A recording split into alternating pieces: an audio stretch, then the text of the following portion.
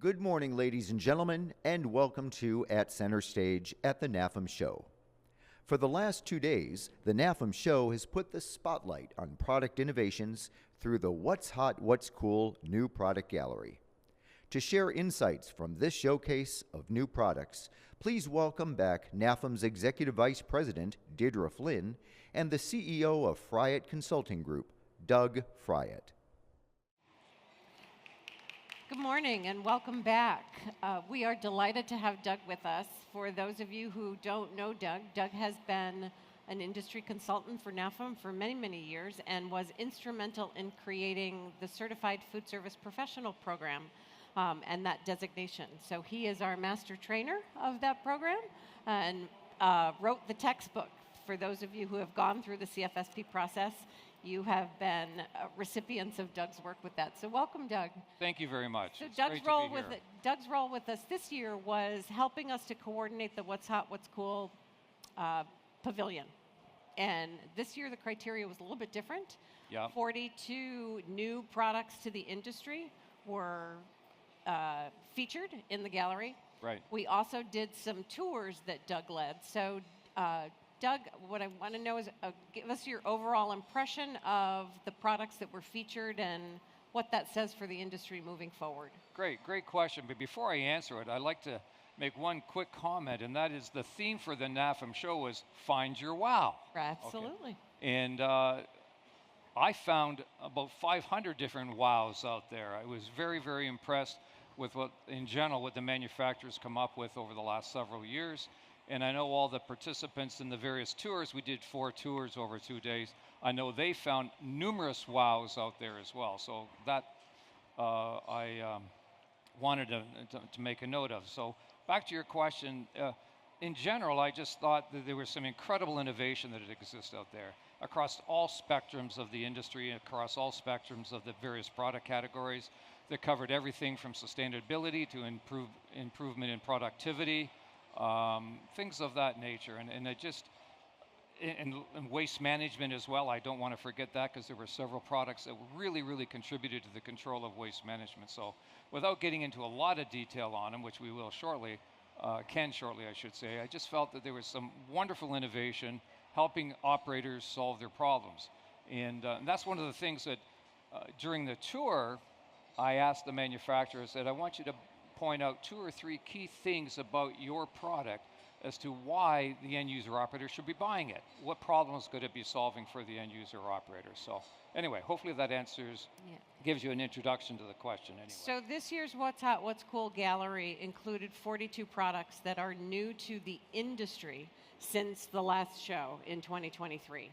So the idea behind it wasn't a new product to a particular company. Instead, it was a new product to the industry. So, Doug, what were some of the trends that you saw in the equipment that was featured in the gallery in terms of issues that it addressed? Good question. One of them was, let's stick with sustainability just for a moment, okay? Sure. With sustainability for a moment. There is one particular product that is historically, this particular product category was very, very energy inefficient. Okay, very, very energy inefficient. In fact, it was one of the most energy inefficient pieces of equipment you can find in a kitchen. Well, this one particular manufacturer has come up with a system that uses 60% less gas than anything that preceded it in the marketplace. So that was very, very interesting and garnered a tremendous amount of interest on behalf of the tour participants. Sort of from a sustainability perspective, if you want to call it that, there was one company in particular that took rice husk, okay, the husk that surrounds a grain of rice, and they took that husk, and they, through their processes and their treatment, they turned it basically into a piece of wood, alrighty, and then they took this piece of wood and started making countertop pieces of fixtures and things of that nature, which was incredibly, I thought, very, very innovative with respect to sustainability in that respect. So it's repurposing something that already exists out there in the marketplace. So a simple thing is rice husk, turning it into a piece of wood, and there's similar types of companies that I'm familiar with that have done that type of thing as well.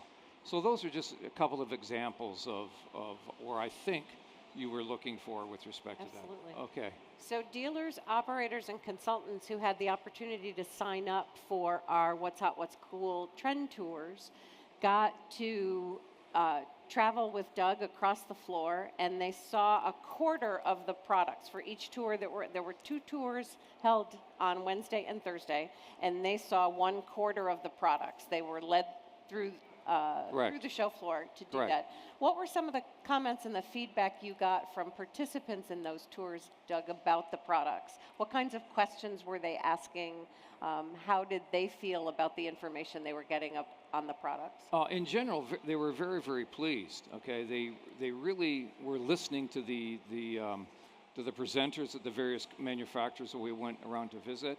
I sort of prepped them a little bit as well, and I said, look, I want you to ask the manufacturers to explain to you as the end user operator how this particular product can help you solve your problems, whatever your problems might be in a food service operation.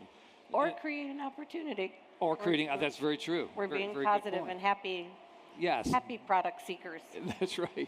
And at the same time, I cued the manufacturers to try to purpose their comments towards how are these particular products, or how is my particular product going to help solve the problem of the food service operator. So absolutely in general, they were very, very pleased.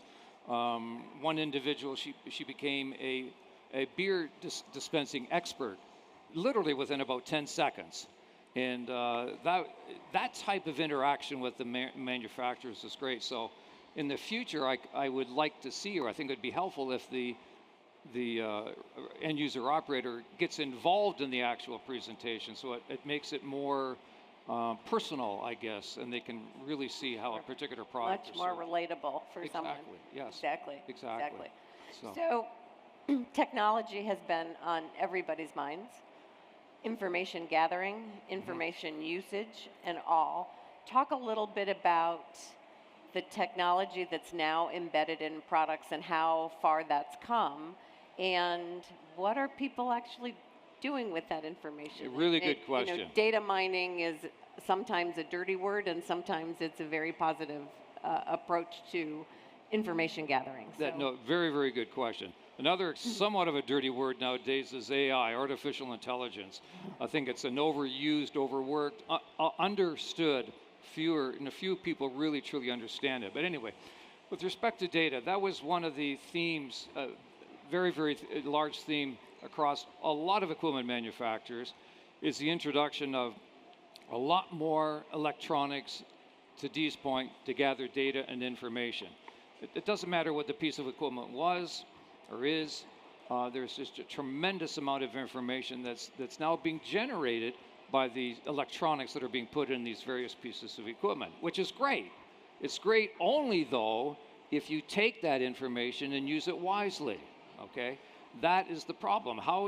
It's relatively easy to garner this information, but if you don't do anything with it, who cares, alrighty?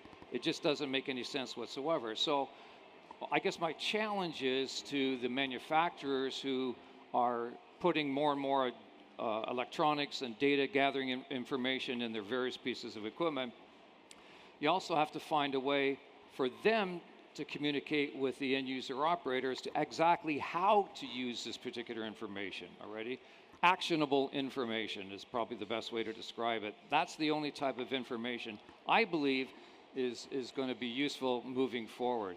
And that basically means, repeating myself, we have to train the employees within a food service operation how to use this particular data, what they need to do with it, et cetera, that type of thing. Right. Make sense? So where do you think product development, you've been around the NAFEM show and NAFEM for a long period of time, and where do you see product development going? What are things you look for to say, that's really innovative, that's really different? Oh, gosh, there's a lot of different ways of answering that. In summary, one of the things that I've done a tremendous amount of work with over the last several years is working with end user operators, interviewing them, gathering market research or doing market research, gathering data from the end user operator base, And in doing so, I've been able to ascertain what are the major pains of an end user operator that exist out there. What are those problems and issues that they want to get solved? And quite often the manufacturer doesn't really go to the end user operator to ask them these questions already.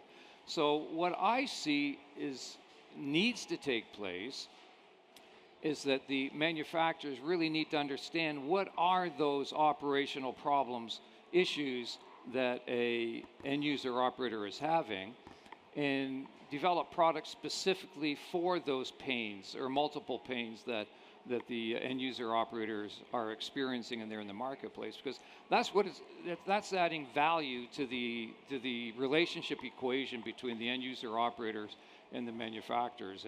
And when you really think of it, in order to stay relevant within our industry as a manufacturer, in order to remain relevant, you really have to ascertain what is the value that the end user operator is looking for, and then develop pieces of equipment, software systems, hardware systems, things of that nature that will help the end user operator solve those problems and those pains that they are experiencing on an ongoing and day-to-day basis.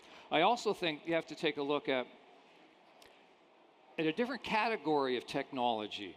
I look at technology from 3 different perspectives: hardware, software, and food already. And food is, obviously it's what we're here for. The equipment is designed to prepare food, etc. But I'll give you an example. There's a rice farmer. There's a rice farmer in the state of Louisiana. In case you don't know it, Louisiana is the 2nd largest producer of rice in the entire country, next to Texas, and they're the 2 largest rice producers in the world. Well, and Doug's home state. That's why he can reference Louisiana. Not my home state. Well, yeah. His current residence. There you go. Thank you very much. Anyway, this particular rice farmer has come up with a strain of rice that contains 60% more protein in it than any other species of rice. Now you may say, well, who cares? Well, that's a game changer.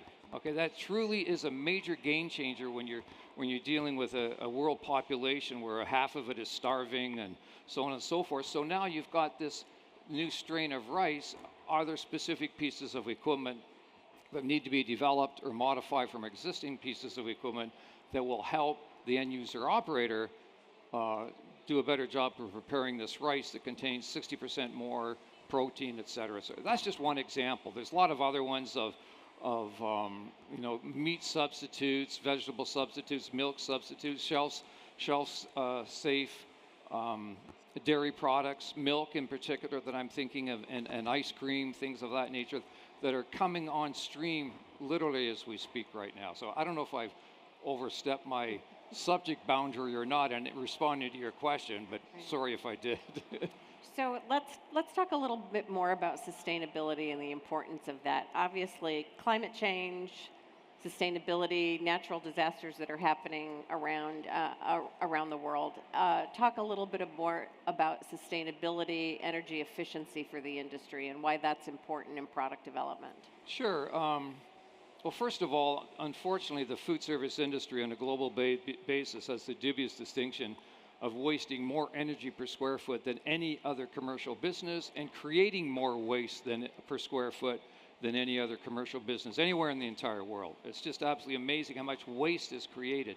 So there's a tremendous amount of government pressure in various countries around the world, not all countries around the world, and it's changing in some countries as well.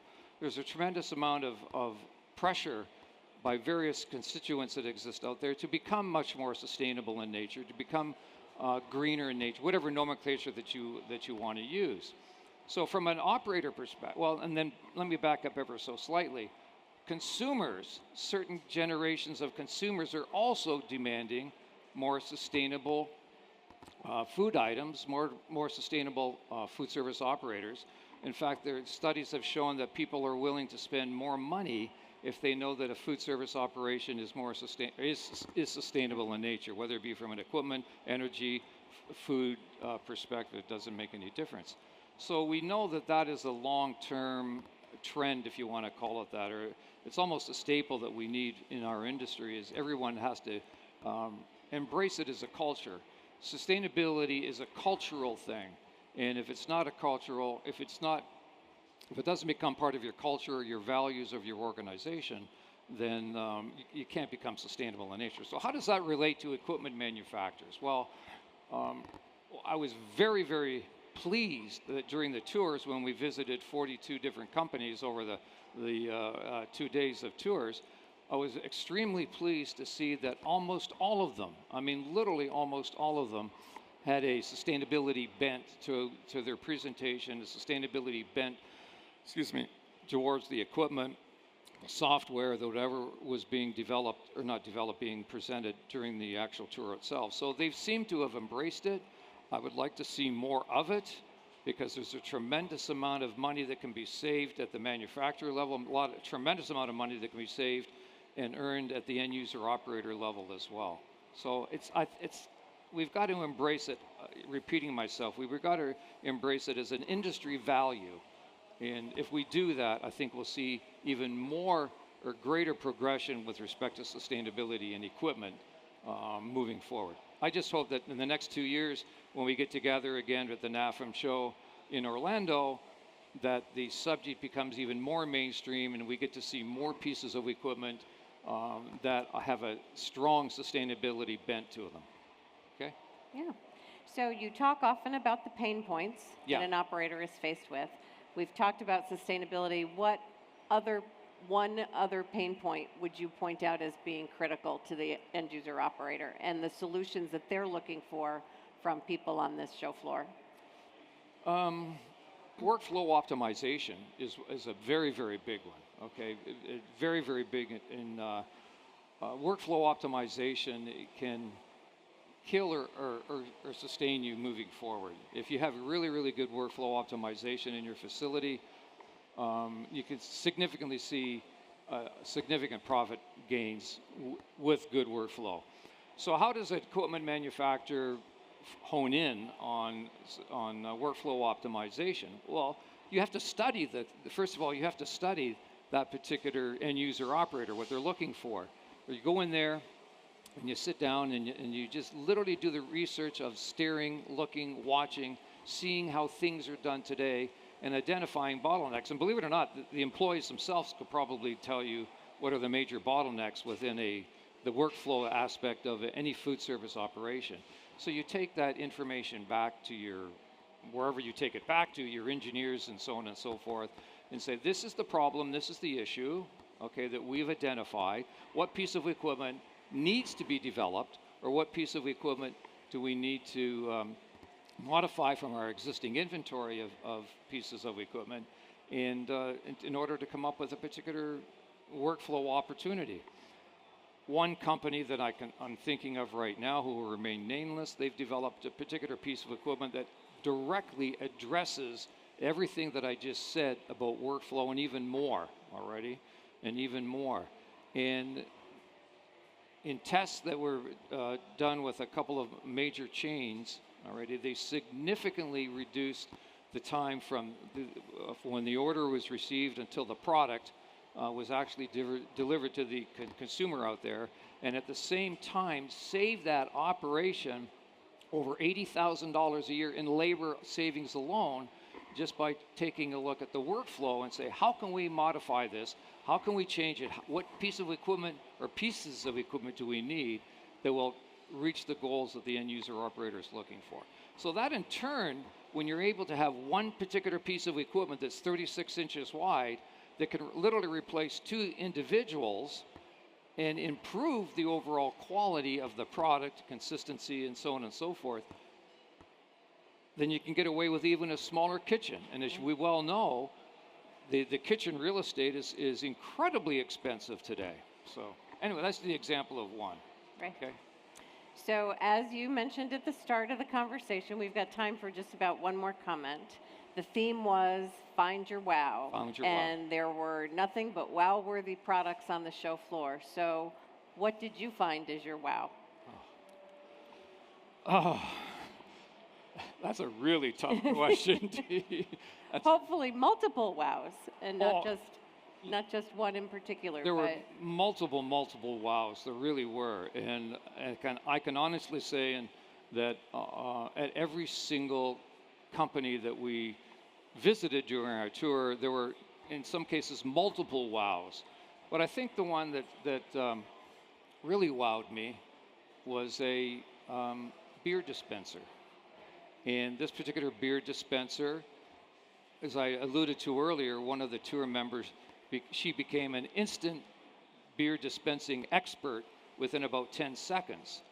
And I'm not going to get into the details of how, but the presentation was great. The presentation obviously showed how it worked, but most importantly, from my perspective anyway, what they did was they very, very easily and very, very clearly showed us how much money an end user operator could use by using this particular beer dispenser. And it was absolutely, allowed you to visualize how much money could be saved by using this particular product. And visualize, if you will, a beer truck pulling up to your restaurant. And they literally said, if you could get rid of the front 20% of that entire truck, that's how much money you would save within a really, really short period of time. I'm not a beer drinker, so I didn't volunteer to be the dispenser of it at all. But that's probably the one that sticks in my mind, because the company allowed us to actually play with it, if you know what I mean. Sure. And I think that really hit home with a lot of the people. Great. Yeah. Well, we were delighted to bring What's Hot, What's Cool back to the NAFEM show this year, and look forward to 2027, when it will be bigger and better and have even more innovations for the food service industry. Thanks, everybody, for joining us. Have a great rest of the day. Thank you very much.